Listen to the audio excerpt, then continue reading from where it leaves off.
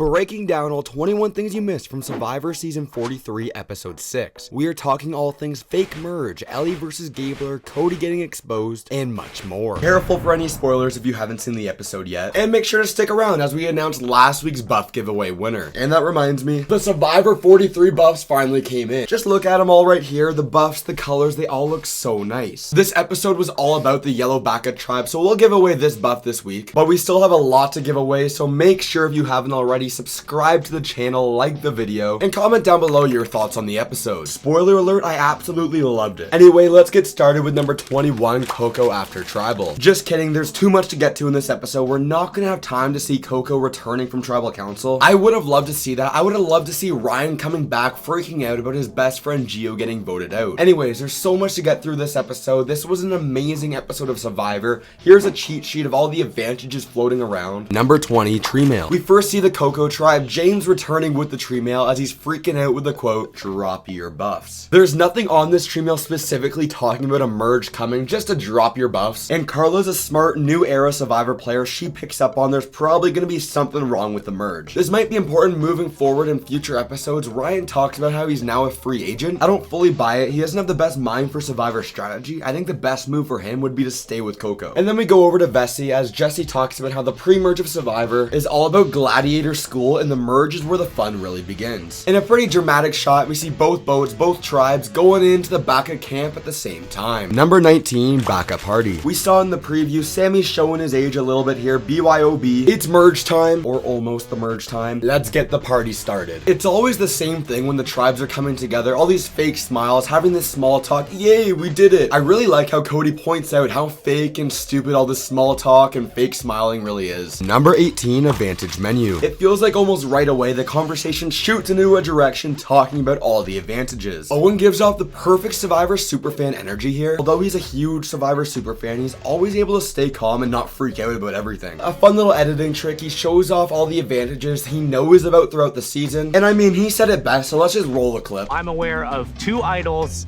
and 2 no votes and a steal a vote. So 5 different things we're trying to keep track of right now on top of 12 other people.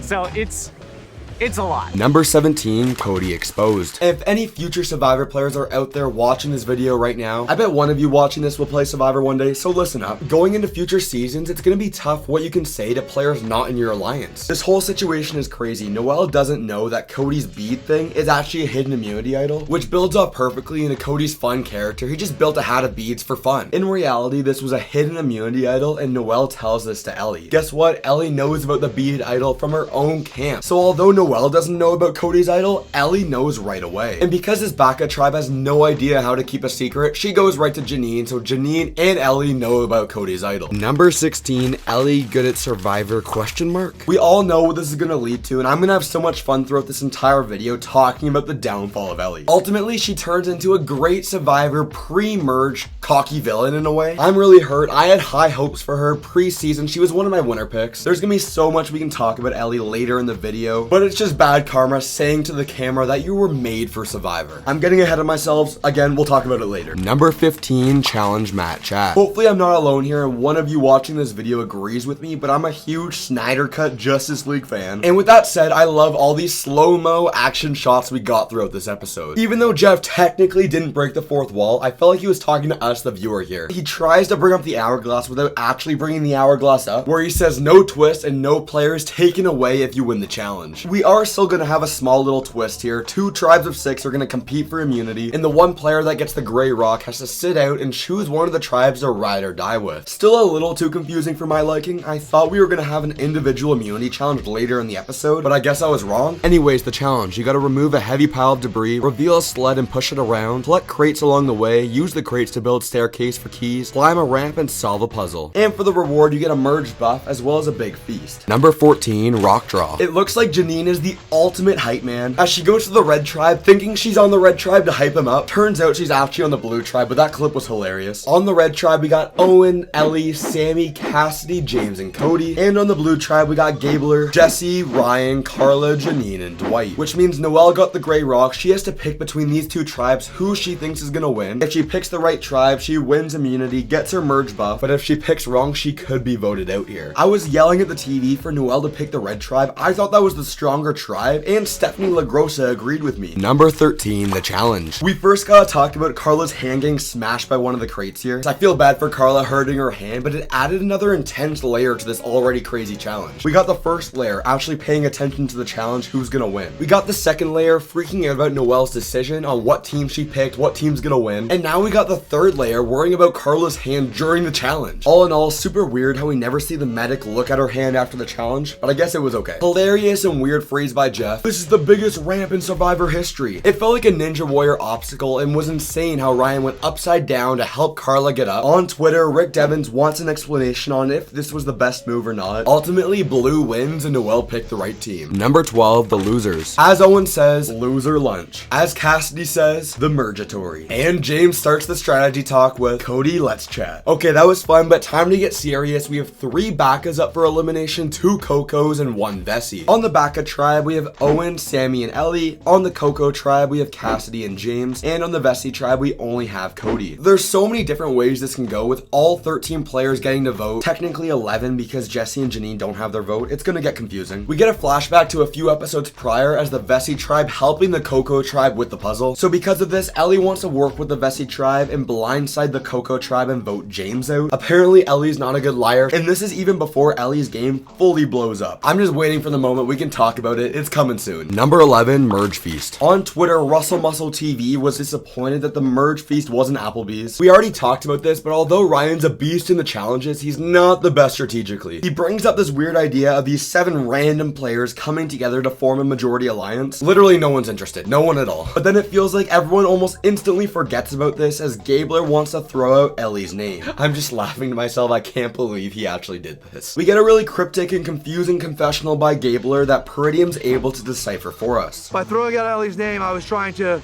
throw out Ellie's name. Number 10, players come together. Okay, time for everything to get super chaotic as all the players, all 13 players are coming together. Instantly, Elie tells Cody that the Coco tribe is throwing his name out. So the first plan we see is the Baca and Vessi tribe coming together to split the votes on Coco. This is Survivor 43, it's never that easy. Dwight then tells Elie that Gabler threw her name out during the Merge Feast. This is the moment we've been waiting for. Elie tries to go on defense, but also offense as number 9, Elie versus Gabler. We brushed over it, but during the Merge Feast, Gabler tells everyone there that Ellie's been looking through his bag. This felt so uncomfortable. This felt so real, and I loved every moment of this. Although this tribe did go to Tribal Council in episode 1, this tweet right here sums it up perfectly. Going to Tribal Council pre-merge is so important. It's not like this conflict came out of nowhere. The Survivor editors did an amazing job building this up for the past 5 episodes. Both Elie and Gabler are lying to each other so much, and I kinda wish Elie stayed around just so we could've got more of this next episode. On Twitter, Mike Bloom says this is one of the best fights in Survivor history. Number 8, Elie mad. This is the problem with the Baca tribe. They all told each other everything, so they're all gonna get caught in some lies. Ellie's mad at Sammy and Owen for telling Gabler about her idea to snoop in the bag, even though technically it was Janine who did snoop in the bag, but whatever, it doesn't matter. This moment kind of snaps it together for Sammy and Owen how dangerous Elie really is. She says they gotta throw the votes on James and walks away. Number 7, Gabler mad. Make no mistake about it, Gabler is not a good Survivor player, but I'm glad he's on our television screens every week. Goes up to Janine with Ryan sitting there telling Janine that he knows about her idol. Keyword, with Ryan standing there, someone from the other alliance. We don't see Ryan tell anyone about this idol, but it's kind of insane. The only advantage in the game that's been kept a secret is Carla's hidden immunity idol. The boys of Baca, Gabler, Owen, and Sammy talk about the possibility of Janine playing her idol for Elie. I'm super surprised that Owen and Sammy didn't ask Gabler to use his idol. Remember, Gabler also has an idol that expires after this tribal council, but Gabler's also immune from this tribal council, which means his idol is now useless. Number 6, James and Elie. They don't want to scramble here. Both James and Elie decide to vote Cody out, wherein in reality they're both gonna actually vote for each other. Elie gets caught here in too many lies, playing Survivor a little too hard in my opinion, because in the next couple of moments her entire game is gonna fall apart. Number 5, Vessi boys meeting, and number 4, Ryan runs to Coco. We can talk about these 2 moments back to back because it's all about Ellie's game falling apart from everyone else trading notes. So we first see James go to Jesse to tell him that Ellie's been actually throwing Cody's name out. This is bad news for Vessi. So then we see the Vessi tribe tell Ryan that Ellie's been telling them to split the votes between members of Coco. Obviously, this is bad for the Coco tribe. So then we see Ryan run to his tribe and tell him that Ellie's been playing everyone. Ultimately, Ellie's game falls apart right here from a huge game of telephone. Number 3, Elie and Janine. We gotta remember, Janine has a full hidden immunity idol, and she tells Elie she will play it for her if she thinks she'll be in trouble. Obviously, Janine gets really surprised at Tribal Council that it ends up being Elie. We're gonna talk about it in this many seconds. Number 2, Tribal Council. Might be a hot take, but in this new era of Survivor, I think it's really hard to have a good Tribal Council. Everyone's way too smart at this point that they're all saying so much without saying anything at all. Number 1, Elie voted out. Like we said, Janine was super shook that Elie was voted out. I think Janine is actually surprised Elie was voted out, and if she knew this, she would have played her idol for Elie. But I think it's gonna work out better for Janine's game to not have played her idol for Elie. We get a little confrontation back and forth between Elie and Gabler as Ellie's voted out. Anyways, congratulations Ballcat, you're this week's buff giveaway winner. I'll announce a new winner next week, and with Survivor 43 heading to the merge, click right here for my dream cast of pre-merge versus post-merge.